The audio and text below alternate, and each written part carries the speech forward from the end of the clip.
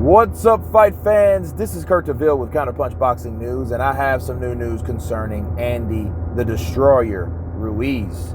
He was asked about the famous punch from the gods response from Anthony Joshua. You know, of course, Anthony Joshua said that punch was sent from the gods. It was a lucky punch. That's what he referred that punch as.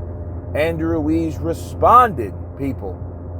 And surprisingly, he said, no, it wasn't a lucky punch, but it was a punch sent from God, okay?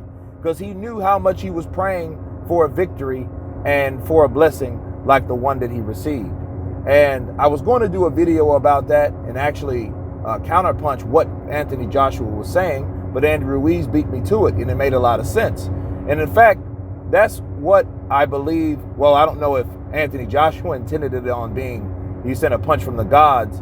I think he was referring more of it being as a lucky punch. But I think it was a punch sent from the gods because it was a punch that changed the whole boxing landscape, that changed Andy Ruiz's life. And regardless of what happened, it was definitely something that was meant to happen. It wasn't a fluke that he got hit with a punch like that.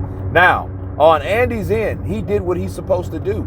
Does that mean that something wasn't all the way right with Joshua? Okay? Does that mean that? No. But it does mean the right type of punch that ignited everything to where it's at now happened with that left hook.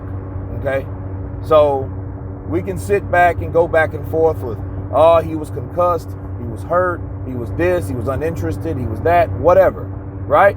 That punch landed the way it's supposed to land it, and things happen the way it's supposed to happen, okay? So the funny thing about it, Andy Ruiz is like, no, it's not a lucky punch, but yes, it was a punch sent by God. And then they also asked him like, hey, were you surprised that that particular punch rattled him like that? And he was like, yeah, actually I was. So, you know, even he was with a surprise that like, damn, like I told you guys, I've been telling you, Andy Ruiz didn't know he landed the punch and he landed it, but he didn't know the effect until he seen what Anthony Joshua, how he responded to it, okay? Like I've been telling you, he was surprised him damn self, and he just confirmed it, you know?